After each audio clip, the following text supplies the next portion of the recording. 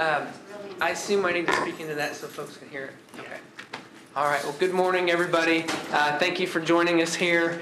We are Duke Energy. My name is Dan Rhodes, and I'm here in Lafayette, cover Tippecanoe County for Government Community Relations. And with me is Bob Reeves. Bob is from our Cincinnati office and is the expert on our AMI digital meter installation project, which will begin here before too long in Tippecanoe County. So we're here to make sure that everyone knows what's going on and can help answer questions prior to the project. So with that, I'll turn it over to Bob, and then afterwards we'll both come up for questions. Thank you. Thanks, Dean. And feel free to interrupt me at any time with a question. I have no problem with that. I do have one computer glitch, and that my computer will not allow me to see the presentation and present at the same time. So I may have to look up there and down here to make sure I'm on the same page.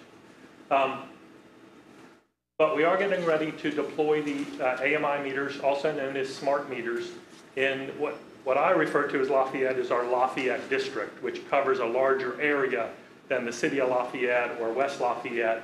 And there is a map that I'll show you. But when I mention Lafayette, I'm thinking of our Lafayette district. We are getting ready to deploy within our Lafayette district. We are a little bit halfway with our entire deployment. We actually started in Terre Haute in August of 2016. We have 850,000 meters to exchange, and we're at about 430, 440 right in there. So we're past the halfway point, and we expect to be finished with our deployment at the end of next year. Obviously, there's a reason we're doing it. There are benefits for Duke Energy, and there are benefits for our customers. We wouldn't be doing it if there weren't benefits for both parties. For our customers, you're going to have you'll be able to pick your own due date. You'll be able to watch your usage. That's probably one of the biggest benefits. Right now, if you are a Duke customer, we read your meter once per month. You get the bill a couple weeks after that, and you get this big, all your usage is all together for the past 30 days, and you don't know when you used it, how you used it, anything along those lines. So if you get a bill, I'll say in mid-July, and it was hot at the beginning of June, you may have forgotten that. With the new AMI meters, you can actually check your usage on a daily basis. I can see my usage from yesterday, today, and you can see it in hourly increments. So I could log into my account, get to my usage, and I could see what I used between 3 and 4 a.m. yesterday. And you can see that in a daily, weekly, and even a monthly increment. So you can see it hourly, daily, weekly, however you choose to look at it. So we find that gives our customers more information about how they're using electric, and if they want to modify their behaviors, they have an opportunity to do so. And if we have some extremely hot weather or some extremely cold weather, they can get on and check their usage and see what impact that weather had to their usage. So we pick your own due date, check your usage, usage alerts. So if Duke Energy has your cell phone number, we will send you usage alerts. So let's say it's the middle of June, and you've already used more than 50% of what you typically use in the month of June, you'll get an alert letting you know that. The first alert I got, I was surprised by, because it was just, my phone went off and it was a text. I was like, oh, it's Duke. I've used X number of kilowatt hours. For the company, we'll have reduced O&M costs for meter reading. So right now, 100% of our meter reading workforce in Indiana is contracted out to a company called Holometer. We will no longer need the meter readers to go by and read every single meter on a monthly basis. We are getting daily reads on every single meter. So we have reduced costs for meter reading. We also have reduced costs for what we call our COW workers, our consumer order workers. So if you're moving, whether you're moving in, you're moving out, right now you call us, we send somebody there, we turn your electric on, we turn your electric off. We can now do that remotely. So if you call in and say, I'm moving next Tuesday, I want my power turned off, it will automatically go off on next Tuesday. We can also use that for non-pay activity. So if you don't pay your bill and we have to turn you off, we can turn it off remotely. The state of Indiana still requires us to make a trip. So we will still send a tech to the door. Tech will knock on the door, attempt to make contact with the customer, but the tech will no longer have to access the meter to turn it off. The real benefit there is turning it back on. Lots of times if we do turn the customer off, they happen to be away during the business day or whatever, they come home from work, they realize, oh, I got to pay my electric bill, then we have to send a tech back out after hours to turn it on. Now we can do that remotely. So the customer pays, we can turn the lights back on. So we can turn it on quicker and safer for the customer. So there are definite benefits, both ways for us and for our customers.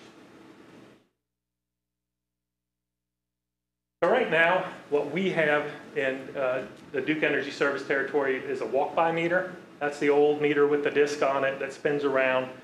We send a meter reader by every single month. The meter reader reads it, and you get your usage that way.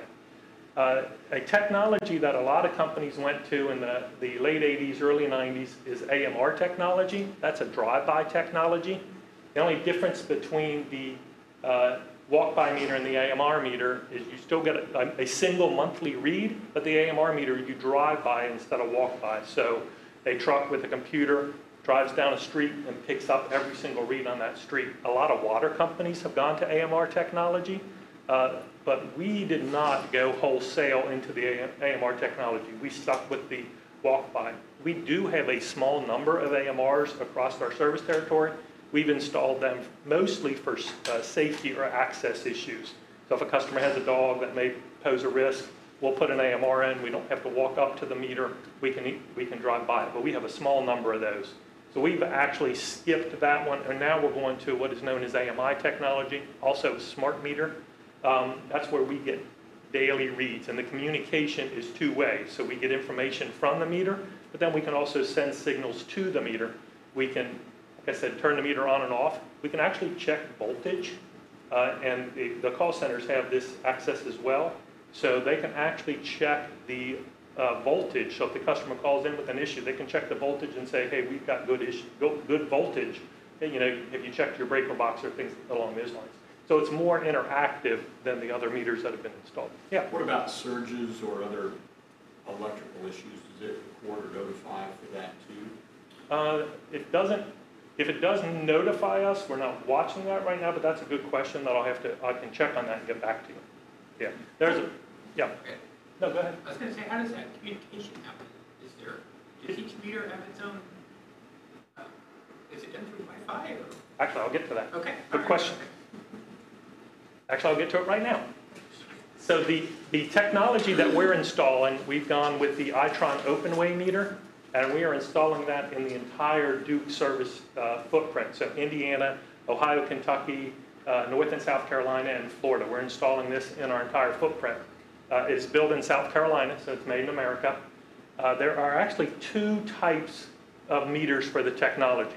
There is a mesh meter, and there is a direct connect meter. And the next slide covers a lot of the same material, but shows it sort of graphically. So the mesh meter, if you're in a subdivision, you're in a more dense area, the meters can actually communicate to each other through radio frequencies. And so we just need the information from the meter to get to the grid router, which is the center picture. That is the collection mechanism. So the meter reads the information, gets to the grid router, then the grid router calls via the cellular network back to our headquarters in Charlotte to give us all the information. So the meters will communicate with each other, and then eventually at least one of those meters has to communicate to a grid router.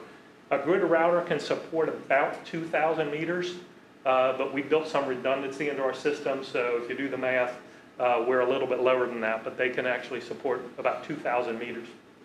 The other meter that we are installing is called a direct connect meter, and those meters have their own cellular number. So if you're in a rural area, you don't have neighbors around you, or it's not cost effective to install a grid router for a small pocket of meters, we will install a direct connect meter, has its own cellular number. It calls Charlotte all by itself. So either way, the information is going from the grid router back to our headquarters, or it's going directly from the meter back to the headquarters. In the entire state, we're installing about 6 to 8% of the direct connect meters, or about 92 to 94% of the mesh meters. The last piece of equipment that you see up there is called a range extender. If we have a group of meters that we designed as mesh meters and they are not communicating very well, we can actually install a range extender sort of as a lily pad to get the information from the meters back to the grid router. So far to date in Indiana, we've only installed 4 of those up in our Clinton district, and they're actually communicating better now, and we'll be able to take those down. So my goal is to install 0 of the range extenders, but we've had to install 4. This is basically everything that I just talked about, just in a more graphic way. So you see the meter on the side of the house. You see the group of meters sort of communicating to each other, a couple of range extenders in there, and then you see the CGR that the meters eventually communicate to. Okay, so this is, I can't step away from here, but I really get into talking about the district specifics. So this is a map of the Duke Lafayette district, which you can see covers a few counties and a couple of larger cities. In the district itself, there are 68,146 meters. We are going to change all but 365 of those. We are using a contractor to change the residential meters. They're going to do about 61,966 of the meters. And then we are using our Duke Field meter techs to change 5,815 meters.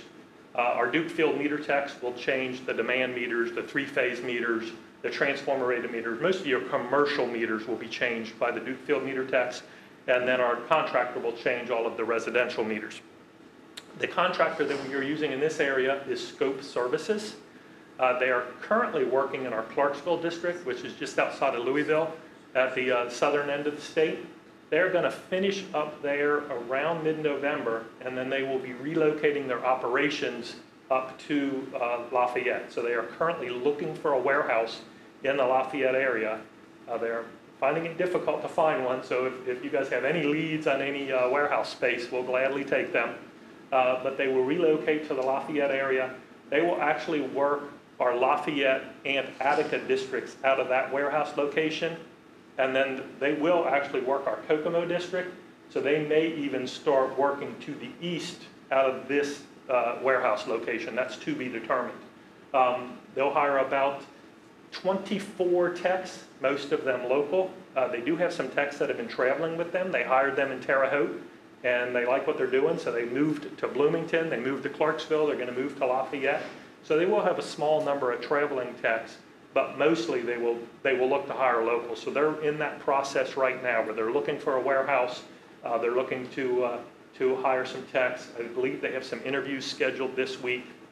I think what they're planning to do is hire some local techs, put them up in a hotel while they're still working in Clarksville, get them trained, and that way they're ready to go when they move back to Lafayette. And plus, if they hire here, you know, those techs aren't quitting when they leave Clarksville.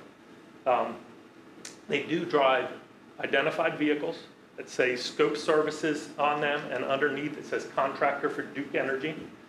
They are in full PPE, which is personal protective equipment.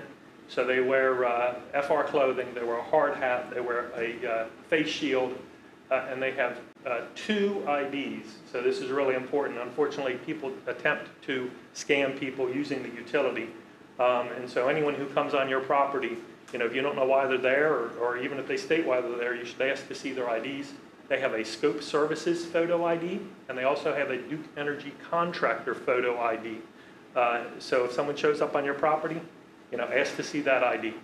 And then they are also wearing a safety vest that says Contractor for Duke Energy on the back of it. They can do about 10 to 12,000 meters in a month's time. So with 60,000 meters here, got about 5 to 6 months worth of work. Attica is about another 4,000 meters. So really, we're probably closer to that 6 months that they'll be working in this area. The Duke Field meter techs do about 1,200 meters in a month's time. So they will be here about 3 to 4 months. They can actually go quicker in the more dense areas. It would not surprise me if they are not finished by the end of this year. And they will be starting, the Duke Field meter techs will be starting on Monday, October 15th. So they're going to be starting in a couple of weeks. And I'll get to our customer contact process here shortly. The CGRs, we are installing 73 CGRs to cover the entire footprint. All of those are already installed. They are installed on existing Duke distribution poles, so no new infrastructure like that, just on the poles. So you'll see them around if you drive around, look up, you'll see the CGRs. And then the map just shows the distribution of the meters within our Lafayette district. And the yellow dots are the Dukefield MeterTech meters. The blue dots are the scope meters. So you can see there's a concentration of the commercial meters, really in the heart of Lafayette. We do have some excluded meters. We have 365 excluded meters out of the 68,000 meters in the area. The majority of those, 224 of those, are what we call IEE read. They are industrial customers. Their meters are already read over the phone lines, and so we're not changing those. And then there's a smattering of other minor issues as to why a meter might be excluded. Okay, we do have a very robust customer contact process for this project. We realize, we're attempting to visit every single one of our customers, so we want them to be aware of what we're doing. So the first thing we do is mail a postcard. Like I said, the postcard to our commercial customers, those should go out this week. They'll probably receive them next week, and then we'll start changing meters the week after that. We also require our contractor to mail postcards.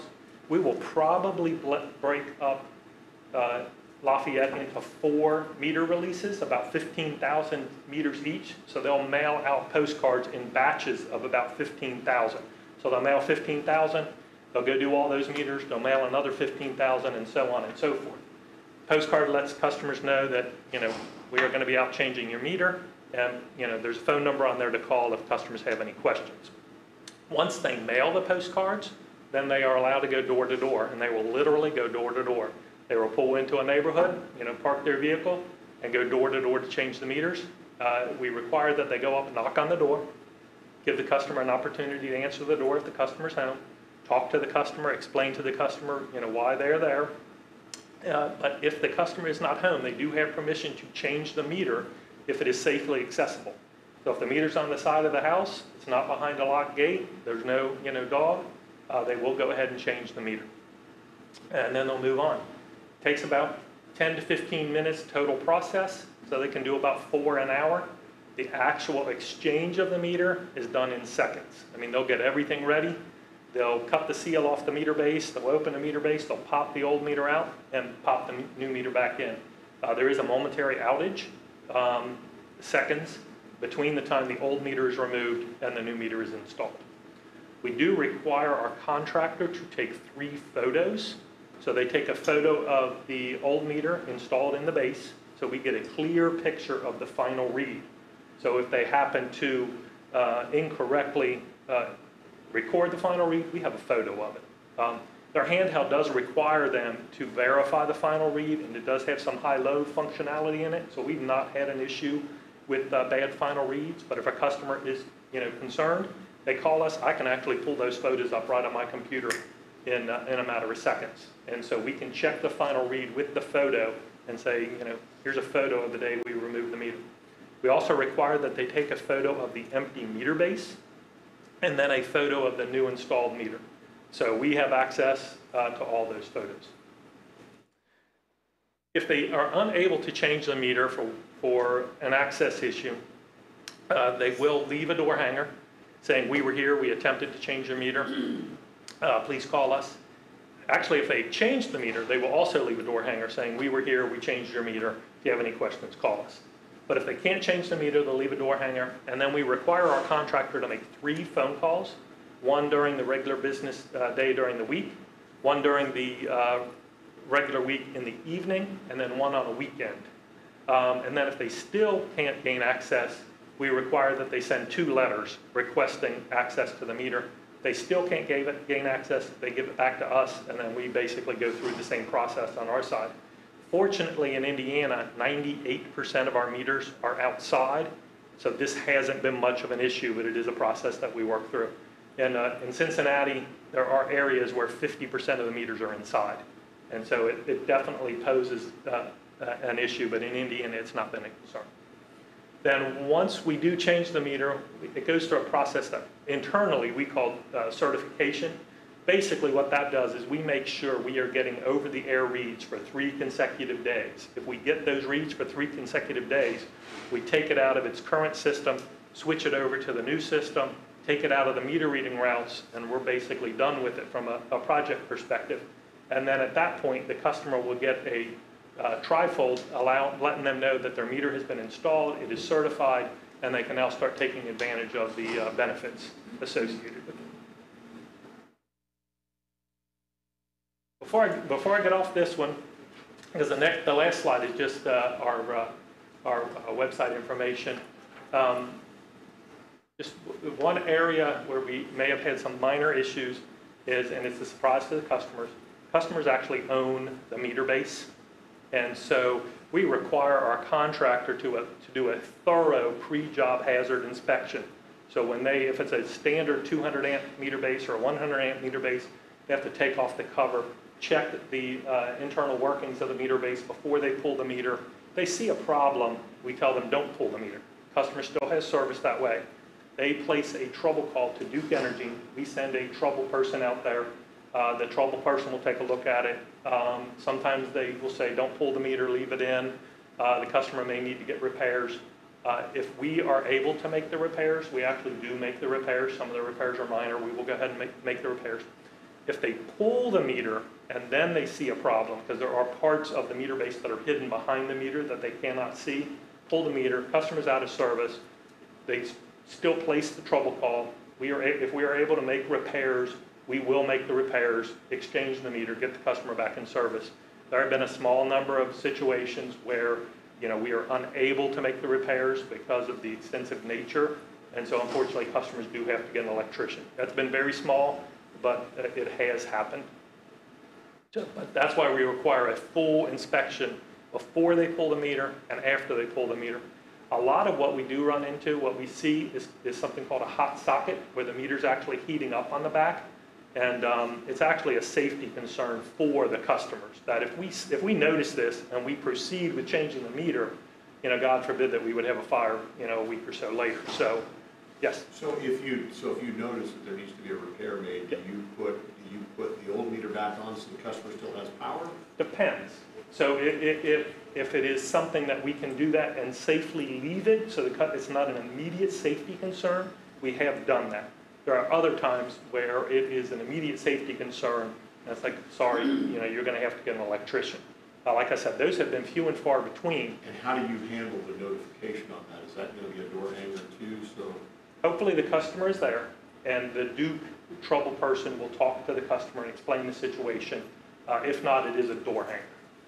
And to date, we've only had about 2 situations out of 440,000 meters where we've had to leave a door hanger. Customer wasn't home, customer comes home with one. So it is few and far between. But finds a door hanger and a power off. Exactly. Exactly. But it is a surprise to a lot of customers to find out that they own the meter base and that they are responsible for maintaining the meter base. Probably the biggest issue we've had is with the 60 amp meter base. It's a ring instead of a box, and you can't do much of an inspection on it. You can see the meter in the ring, and then the tech pretty much has to pull it, and then there's problems hidden behind it. So we really stress doing a thorough pre-job inspection before they pull the meter, and just don't change it, just don't touch it if there's any suspect of a problem. And then the last slide is just points to our website for additional questions. I did put one last slide here with my contact information and with Dan's contact information. So once we get up and rolling, any questions concerning the program and what we're doing, don't hesitate to contact either one of us. Any questions? Yes. You may have said this, but the typical home, you expect to be on their property for how long is this? 10, 15 minutes. Okay. So a typical tech can do about 4 meters an hour. So in a day, they'll do about 32 meters. And as they walk, the process if they're walking from house to house, from the time they walk up to the house, knock on the door, go around, exchange the meter, go back, let the customer know they're finished, about 10 to 15 minutes. Some customers a few years ago bought a Duke Energy, I think it was even Synergy or maybe even before that, bought a product called, The strike stop. yes, So the strike stops are still out there, and this meter will fit in the strike stop. So the strike stop is wired into the meter base, and the meter goes into the strike stop. They remove the old meter and they install the new meter. so strike stop stays. Strike stop stays. But I will say, we have two different styles of strike stops. The older style sticks out of the meter base by about 3 to 4 inches. The newer style is a slimmer model that the new meter actually covers. So customers can actually see that red light. We've had customers come out and say, they took my strike stop. And we have to say, no, the strike stop is actually still there. And we have the photos to prove it. But the new meter covers more of the newer model strike stop, so customers think the strike stop is gone, but it is still there. Do those have a lifespan? They do, and it's typically, I want to say, about 10 years, but there's also a warranty program associated with the strike stop, and customers actually have to pay to keep the warranty up. It's a small amount. I want to say it's about $3.50 a month or something like that. And what we have found is customers who have, they're out of warranty. They think the strike stop is still protecting them, and it's not necessarily still protecting them. I may be. Yeah. And we have found ones that have taken a hit when we remove the old meter, and really once they've taken a hit, they're pretty much done as well. So we have notified customers, hey, your strike stop's no longer working, or your strike stop's damaged or whatever along those lines. I will say for those of you who don't get one, because I used to have stuff blow up all the time and make thunderstorms or electrical activity, and once I put that thing on it, Really? yeah. That's good. That helps Smokey House. Oh, That helps Smokey. no, I think Smokey got his got something, didn't it? Yeah, I think he got this one, through a lightning strike. One other thing that we don't have a slide on, but I do want to mention, is we do have an approved opt-out tariff in Indiana. It went into effect on September 11th. There are some customers who, for a couple of different reasons, do not want a meter with radio frequencies. There are some health concerns that customers have. They're perfectly safe meters, but there are customers who believe that radio frequencies cause them some health issues. And there are customers who have privacy concerns with the meters. They think that we are spying on them, or the government's spying on them, or the two of us together are spying on them. The only thing that flies through the air is the kilowatt hour usage. That's all. We can actually not see into the customer's house. We can't see what the refrigerator's using. We can't see what the TV's using. All we can see is everything that goes through the meter.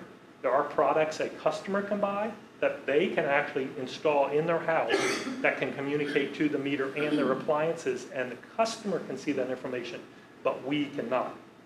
So because some customers do have concerns, we do have an approved opt-out tariff. The customer can choose not to have a meter installed.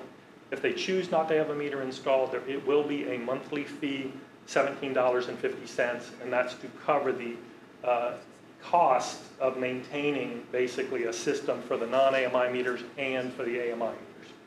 So It's one of the few times you get billed for something you don't get. there you go, exactly. To date, we have about 2,000 customers of the 440,000 customers that we've changed. We have about 2,000 customers that have said, don't change my meter. We have set them aside until we got the approved tariff. Now we are going back to them and saying, okay, push comes to shove, do you want the meter or do you I not? bet they'll get new meters. Probably, I would say at least half.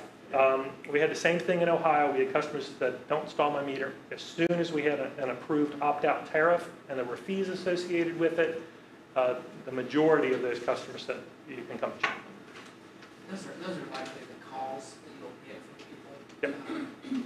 I would expect that. There may be a couple of them here and there, but How do we direct them to, for the opt-out, is that through one of these? So they should get a postcard, and there's a number on the postcard, and then they can always stop the tech, and then there's a number on the door hanger. We actually have a small team working directly on the project, and they will talk to every single customer before we enroll them into opt-out. We want them to understand the technology. We want them to understand the cost of opting out. So we don't just say, okay, you want to opt out, we opt out. We actually talk to the customers, hear what their concerns are, explain, talk to them about their concerns, And if they still want to opt out, well, they can opt out. So what number do you want us to give out if citizens call? Dan's line? Seriously? I think so, yeah, and then if I can't resolve it, I'll escalate it to Bob. Yeah. Could you give us a sample of the cards and questionnaires, so when they're calling in? Oh, absolutely. Our staff would have something to look at, to kind of Yep. visually go over it with them? Yeah, let me get it changes from time to time. Let me make sure I have the most updated versions of our collateral. And can I just email it to you? Absolutely. Okay, gotcha. Let me get your, I'll bring you a business card. okay, awesome. Did you give us a date those mailings would start? So the commercial mailings, I hope to have started this week, if not early next week, for the commercial customers. And then for the residential customers, it'll be before scope starts, and the current schedule has them starting around Thanksgiving. So I don't expect any postcards to go to residential customers in the month of October, probably early in the month of November.